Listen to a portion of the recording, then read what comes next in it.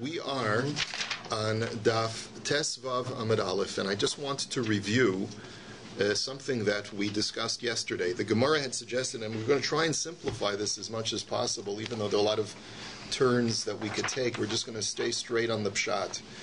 The Gemara was commenting on the Shita of Rabbi Meir. Rabbi Meir is of the opinion that you're permitted to burn on Erev Pesach during the 6th hour. You can burn Tahar Truma that's Chametz with Tamei Truma that's Chametz, because since it's all going Le'ibud, since it's all being destroyed anyway, it's permitted to expose the Tahar Truma to Tuma. And the proof, what the Gemara had suggested yesterday, is that the proof that Rabbi Meir is bringing for this position is from Rabbi Chanina Skana Kohanim and Rabbi Akiva. Rabbi Chanina Skana Kohanim had said that if you have two pieces of kachim meat, one is a lower level of tumah and one is a higher level of tumah, you're allowed to, the Kohanim felt perfectly at liberty to burn them together. And so this is the issue. The issue is that the Gemara had said, well, what kind of comparison, what kind of tzushtel is this? If, after all, in the case of kachim, both pieces are tamei. Granted, one is a higher, one is a lower, but they're both tamei. Here, the truma is completely tohar. The Gemara had answered as follows, and this is the crucial point. The Gemara had answered that Rabbi Chanina is talking about where the piece of meat that is a lower level of tumah is only tamei midirabanan. Is only rabbinically tamei, and because it's only rabbinically tamei and biblically it's tohar, it's perfectly analogous to the case of truma in the 6th hour, because truma that's tohar in the 6th hour is also rabbinically prohibited. So it has what I would call a rabbinic stigma attached to it, just like the piece of kachim meat has a rabbinic stigma attached to it, which makes it prohibited.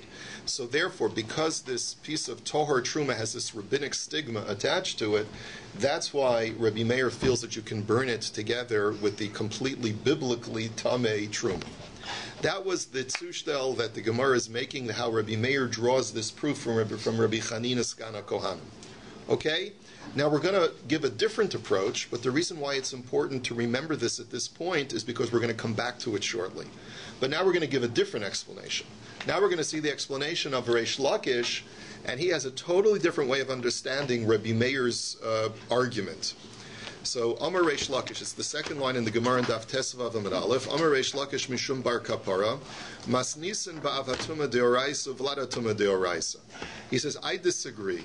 When Rabbi Chanina Skana Kohanim was talking about the two pieces of kachim meat, they're both tami mideoraisa, one of a lower level and one of a higher level. He says that's not where Rabbi Meir is drawing his proof from.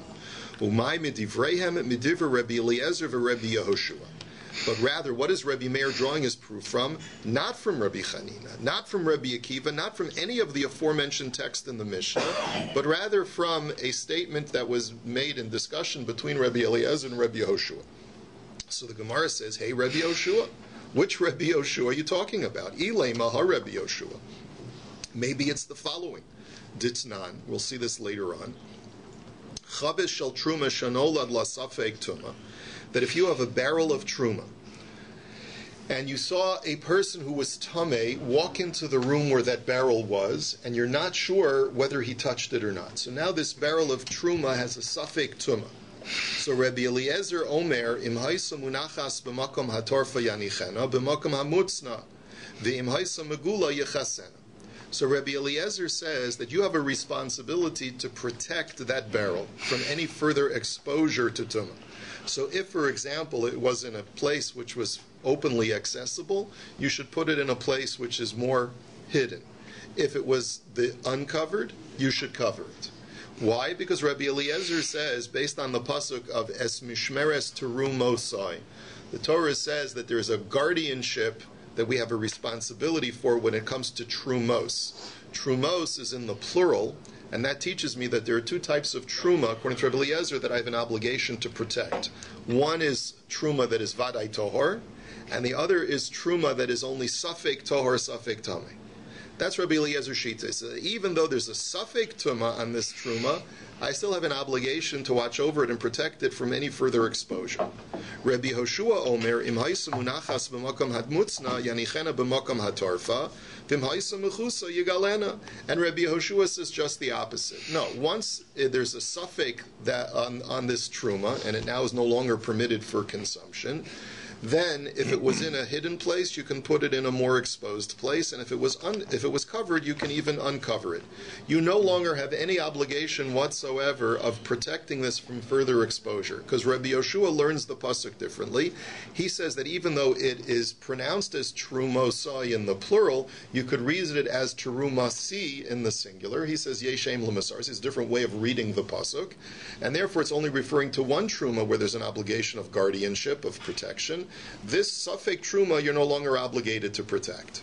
Okay? So the Gemara wants to bring a raya from here that at least according to Rabbi Yehoshua, just like you have no longer any obligation to watch over or protect suffix truma because it's already been compromised, so too, once Tohar Truma has been compromised because it has this rabbinic stigma that you can't eat it anymore because it is the 6th hour on Erev Pesach, therefore you're no longer obligated to watch over it and you can completely expose it to Tumah. The Gemara says it's not a good analogy. Midami. Hasam grama ba'alma hacha biyadai.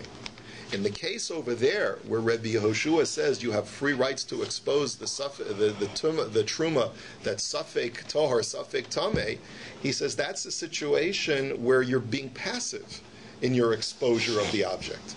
But here, what Rabbi Meir is advocating is a proactive burning it together and connecting it to tumah.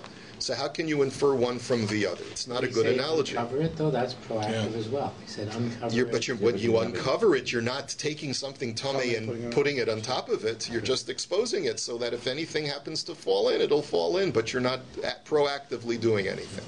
So Elaha Rabbi Yehoshua. So the Gemara says, but it's rather a different Rabbi Yehoshua. Ditnan, Chavish shel Truma Shenishbara, Bigaso Elyona, B'tachtona Chulin Tamein. So here's the following case. It's a very difficult situation that you're in. You've got a wine press. Now a wine press is made up of two components. It's the vat, which is on top, and the pit, which is known as the lower vat. But really we'll call it a pit just because that's really more descriptive of what it is. You press the grapes in the vat, and there's a funnel that allows the wine, the juice, to flow into the pit. And typically what you would do is you would do several runs, and you wouldn't necessarily drain the pit between runs. So here's the situation. Your last run was chulin grapes that are chulin, regular grapes, and the grapes are tameh.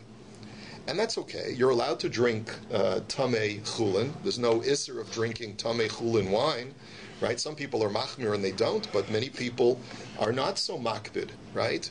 So you've got a pit that's filled with chulin of tameh wine, and the top of the vat has now grapes that are truma, tohar truma grapes, and they've already been pressed. For whatever reason, the hole that acts as the conduit between the upper vat and the lower vat becomes unplugged. And now you're about to witness a disaster, because both the upper wine and the lower wine is going to become no longer drinkable, because the tohar truma wine will not become drinkable because it's exposed now to the tameh chulin, and the tameh chulin will not be drinkable because it's now got a mixture of truma in it. So no one's going to be able to drink either the upper wine or the lower wine. A kohen couldn't? No, because it's not even a kohen, because it's now exposed to tumah. Okay. And the kohen can't drink truma that has become tameh. So the question is, what's a guy supposed to do? You really have this dilemma. You want to be able to save as much as you can. So Moda Rabbi Eliezer v'Rebbi Yehoshua shim yachol lahatzl mimena revius b'tahara yatzeh. Now it becomes further complicated, because one of the ways you're going to try and save the truma wine before it flows downwards, the only way that you can save it is if you fetch a utensil which is itself tohar. But tohar utensils are not as much in ready supply as tameh utensils are. Tameh utensils are all over the place, but tohar utensils you may have to run somewhere far to get it. And by that time all of the wine will already flow down into the pit. So they both agree that if you have time to fetch a tohar utensil and save at least the revius of the tohar truma wine on top, that's what you should do. However, v'im lav, but if by the time you fetch the tohar utensil, all the wine will have been lost, so then there's a machlokes. Rabbi Eliezer omer tereid v'titma v'al yatama enu biyad. So Rabbi Eliezer says, you've got to let all of the tahor wine flow into the bottom vat, and everything will be lost. But Rabbi Yehoshua says no. But wait a minute. Maybe if even though we can't save, maybe we can't save the wine on top, but let's at least save the wine on the bottom by taking a utensil and that's tameh and using it to stop the flow of the upper wine from flowing into the lower vat. Mm-hmm. Maybe we can do that. And Rabbi Yehoshua Omer af yitame enu biyad. Rabbi Yehoshua says take a tameh kli and use it as a stopper to prevent the upper wine from flowing downwards. Even though by using a tameh kli you're going to be mimatame the truma wine biyadayim physically and proactively. Nevertheless, Rabbi Yehoshua says we can justify doing it because you're going to lose it anyway. Because by not doing anything, it's going to flow into the bottom anyway. So you might as well at least save whatever you can from the tameh wine that's chulin and below, and be matame the truma biyadayim. What's he doing? He's stopping it? He's putting a plug? He's going to use it as a plug or a stopper or a collector. Or just made a big pail there. So what did he make tameh? Just what's...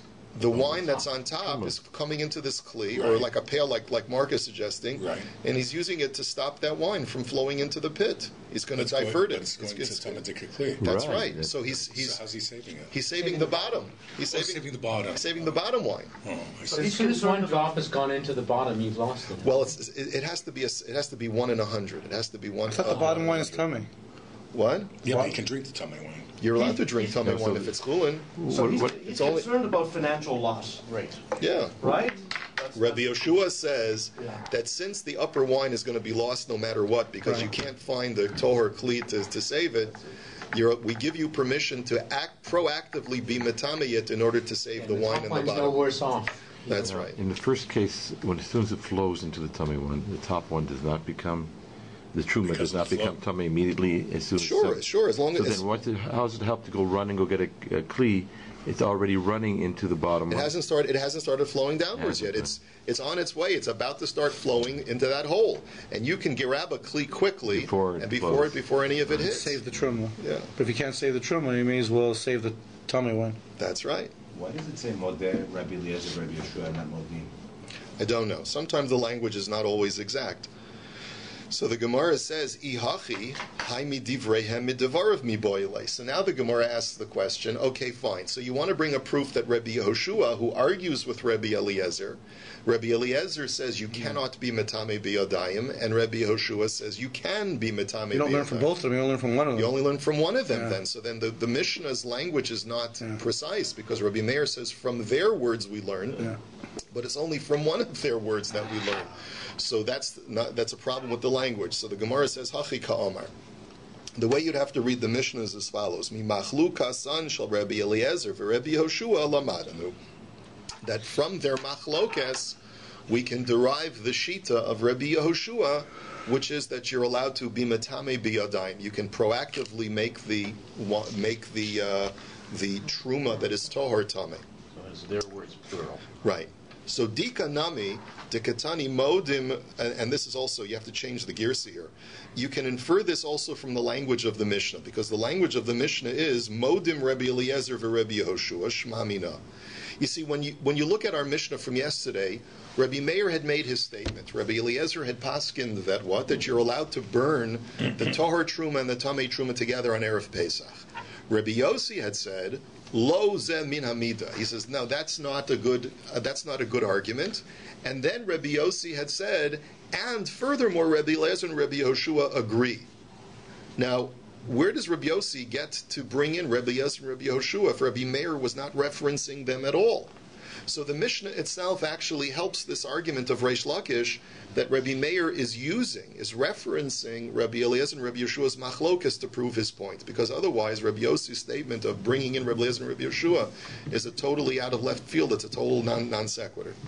V'chein Amar Rav Nachman Amar Rabba Bar Avua Masnisin Bavatuma Deoraisa Vladatuma Deoraisa Umay Midivrei Rabbi Eliezer v'Rabbi Yehoshua. Now, not only does Reish Lakish maintain that this is how you're supposed to interpret the Mishnah, but Rav Nachman, in the name of Rabba Bar Avua, says the exact same thing. That the case of Rabbi Chanina Skana Kohanim is with two pieces of kachim that are both Tami Midiaraisa, one higher and one lower, And that's not what Rabbi Meir is bringing his proof from, but rather he's bringing it from the sheet of Rabbi Yoshua that you're allowed to be matame the upper wine proactively. So Eisvei Rava Rav Nachman. So Rava challenges Rav Nachman from the following brisa. Now this brisa clarifies and fills in the blanks of our Mishnah. Amar Rabbi Yossi ein hanidan dama l'raya. Rabbi Yossi says back to Rabbi Meir that the case that you are trying to support is not analogous to your source. Why? Because shekesheheidu raboseinu al ma heidu. He says because when our sages testified, what did they testify about? Meaning that what are you allowed to derive from them? Im al habasar shenitma bivlad hatuma shesarfen also mebasar shenitma ba'av hatuma zet tamei v'zet tamei. He says the case of Rabbi Chanina Skana Kohanim, that Rabbi Chanina testified about something that the Kohanim permitted you to do. He says that was a case where both pieces of kudshim meat were already tummy. One was a lower tumah, one was a higher tumah, but they were both tummy already.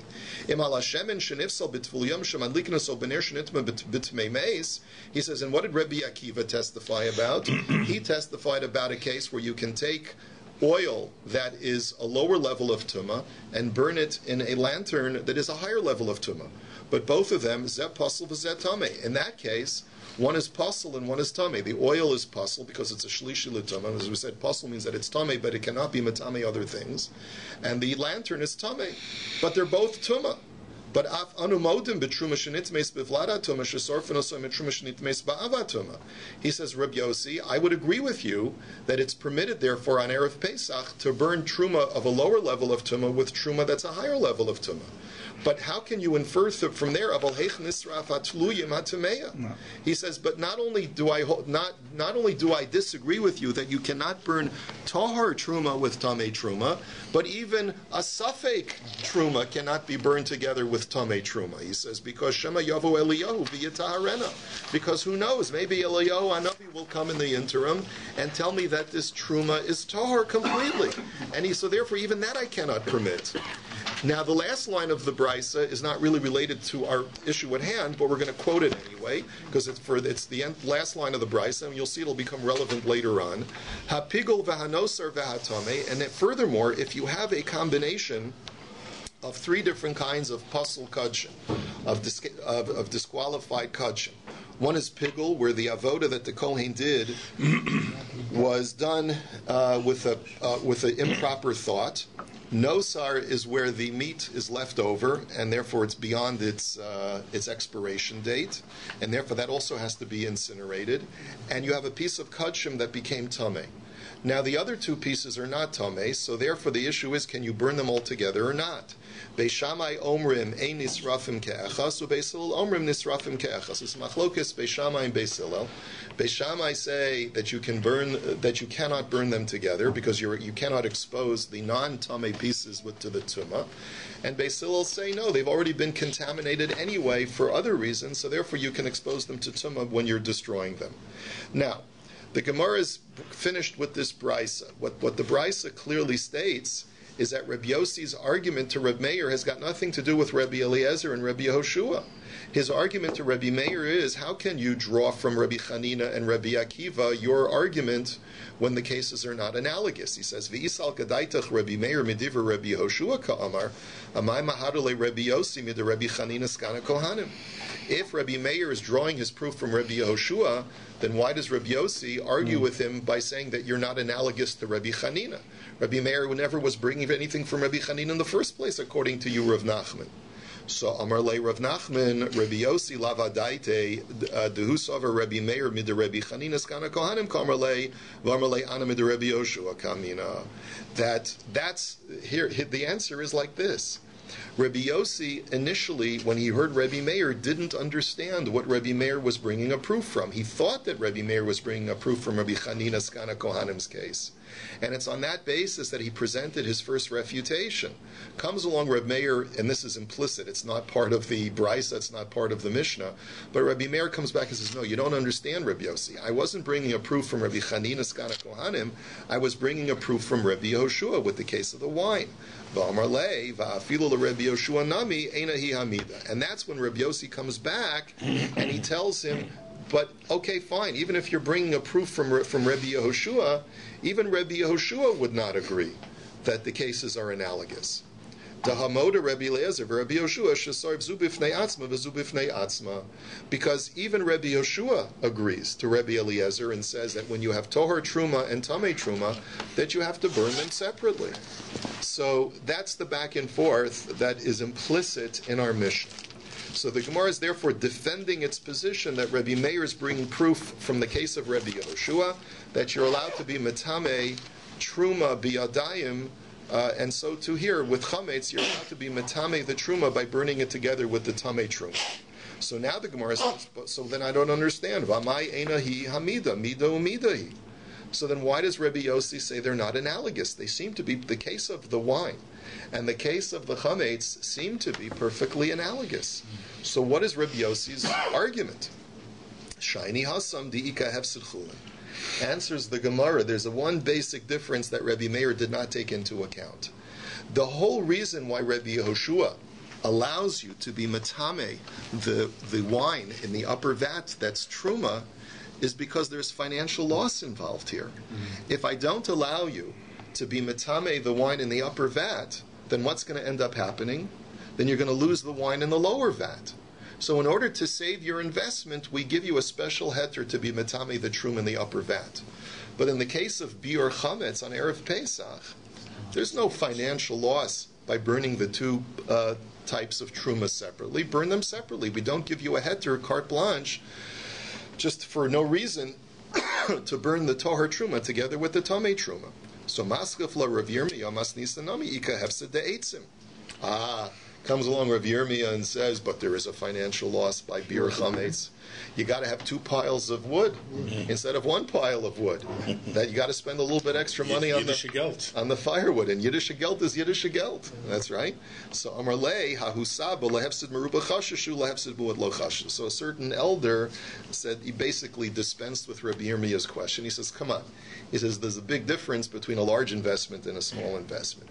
A little bit of extra wood is not a big loss, but a whole vat, a whole pit that's filled with wine, that is a significant financial loss, and that's the only place where Rabbi Yehoshua would allow you to be metami truma biyadai. You would only whine about the wine case. It's still big chiddush to metame truma.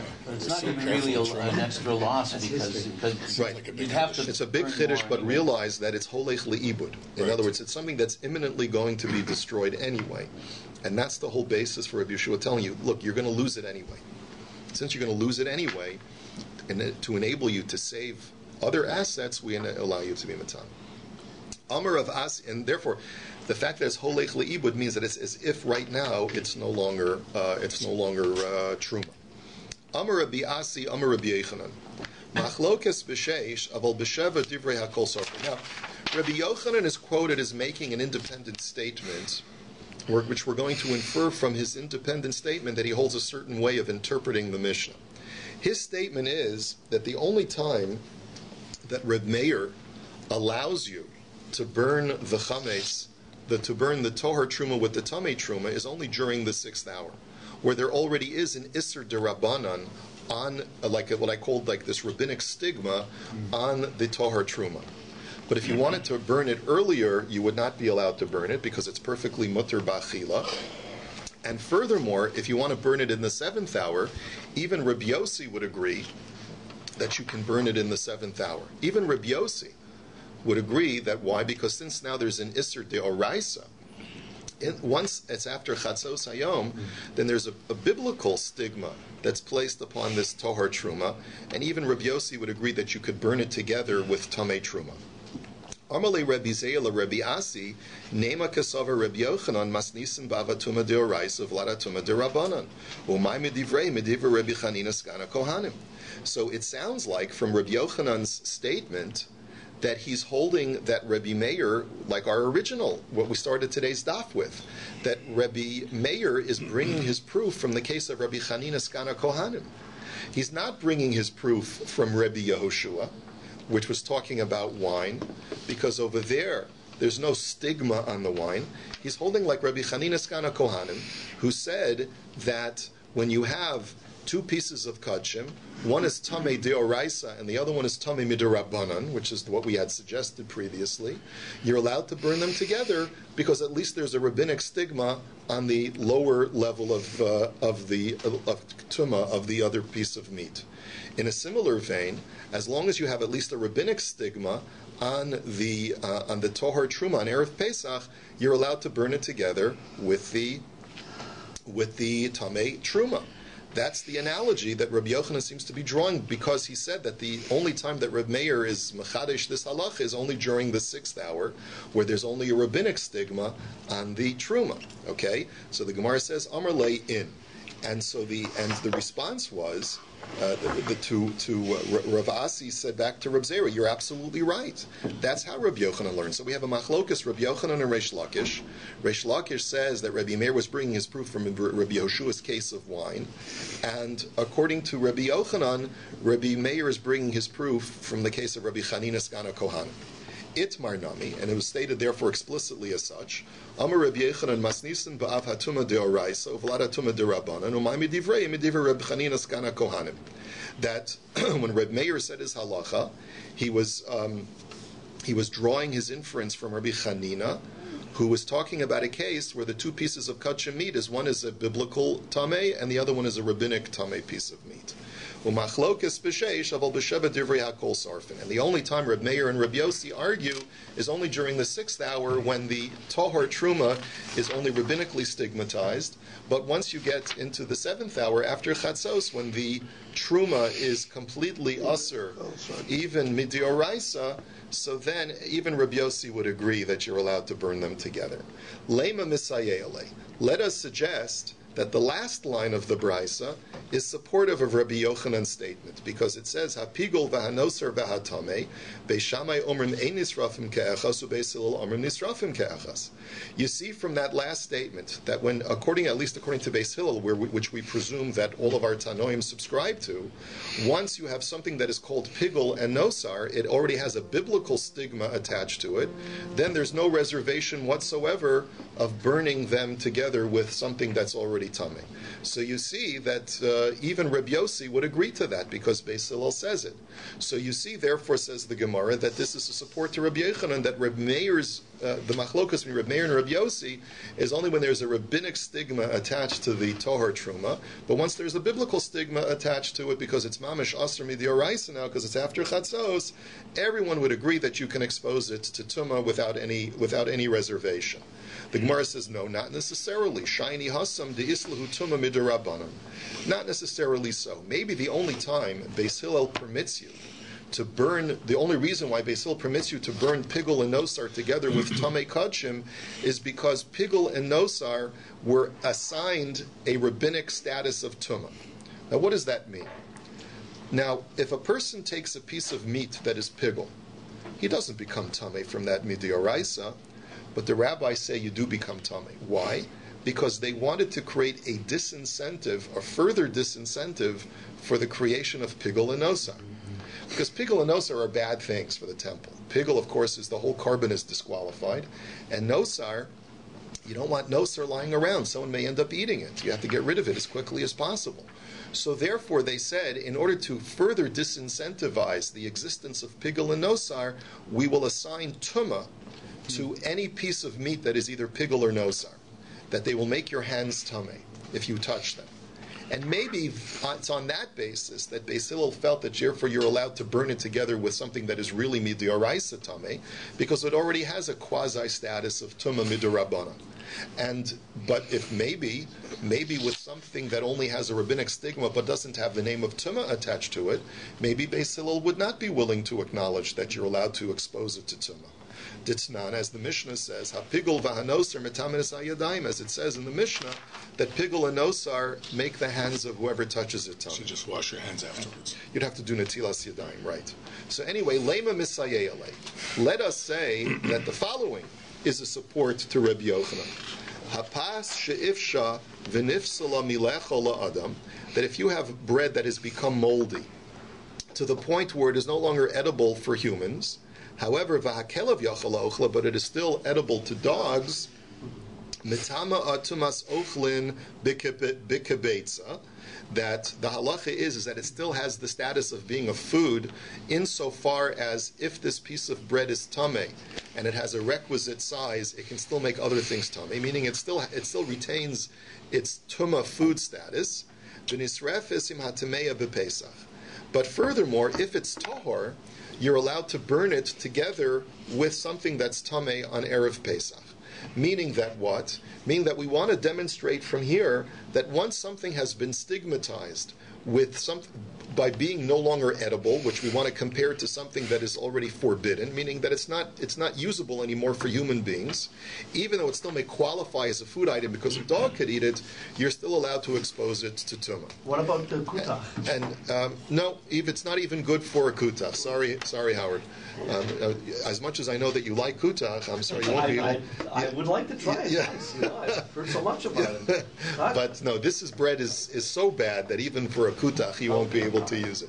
So anyway, that's what the Gemara wants to try and infer from here. That you see from here that once something has been stigmatized to the point where it's not usable anymore, even if it's just not usable midirabanan, this is a support to our contention that you're allowed to burn tahor truma with tamei truma on Erev Pesach. The Gemara says no. Shiny hasam da'afra ba'almahu. He says that's different over there. It's not a good analogy because there the bread has become moldy and we treat it like it's just dirt. But over here, the truma, even though it's rabbinically stigmatized because there's an isser achila, but it's still significant food. It's still edible to human beings. And therefore, just because over there you can expose that moldy bread to tumah, does not necessarily prove that you can expose rabbinically prohibited truma to tumah. Now, ihachi, my moda. So now the Gemara says, okay, let's continue along with the mahalach of Rabbi Yochanan. Rabbi Yochanan's mahalach is that Rabbi Meir is bringing his proof from Rabbi Chanina Skana Kohanim and not from Rabbi Yehoshua like Reish Lakish was suggesting. But if that's the case, then why is Rabbi Yossi now bringing what seemingly is a non sequitur? If Rabbi Meir was not bringing his argument from Rabbi Eliezer and Rabbi Yehoshua, why is now Rabbi Yossi introducing Rabbi Eliezer and Rabbi Yehoshua when Rabbi Meir was not talking about them at all? The word umoda or umodim seems to imply that he's continuing a conversation that had already been started about Rabbi Eliezer and Rabbi Yehoshua, but Rabbi Meir was never talking about Rabbi Yehoshua or Rabbi Eliezer in the first place. The Gemara answers, Hachi kamar le Rabbi Yossi le Rabbi Meir. What Rabbi Yossi means to tell Rabbi Meir is as follows.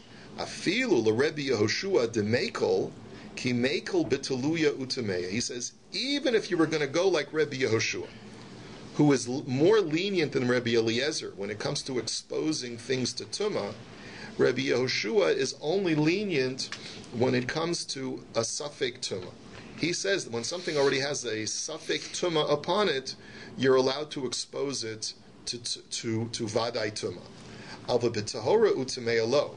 But when something is really tahor and it's only stigmatized that it's asur b'achila midirabanan, but really it's completely tahor, even there Rabbi Yehoshua, who is the mekel, is not going to be mekel. So that's really what Rabbi Yossi is trying to say, is that really there's no one that can support you, Rabbi Meir. Even Rabbi Yehoshua, who was the most mekel as far as exposing things to tumah, would not be mekel in your scenario. So now the Gemara says, I hachi amai einahi hamida, mido midahi. So now you've successfully shown me that you've demonstrated to me, Rabbi Yochanan, how Rabbi Meir is inferring his proof from Rabbi Chanina Skana Kohanim. Rabbi Chanina is talking about a case where the lower kudshim piece of meat is only tamei midirabanan, and you're allowed to burn it together with the higher level tamei kudshim, which is tamei midioraisa. Why isn't that perfectly analogous to a situation where during the 6th hour, the truma is asur midirabanan, it's rabbinically stigmatized? Why can't you burn that together with the truma that's mamish tamei? It seems to be a good analogy. Amar Rabbi Yirmiyah hacha bebasar shenit bebamashkin shenit bebamachamas sheretz. So Rabbi Yirmiyah explains, in reality, there's a fundamental machlokas between Rabbi Yossi and Rabbi Meir as far as that piece of meat in Rabbi Chanina Skana Kohanim's case. That Rabbi Meir holds that piece of meat that became tamei is only rabbinically tamei, and Rabbi Yossi says that piece of meat in Rabbi Chanina's case is biblically tamei. Why is that? Because how did the meat become only rabbinically tamei according to Rabbi Meir? It's because we're dealing with liquid that had been in contact with a dead sheretz, and that liquid came then in contact with this piece of meat.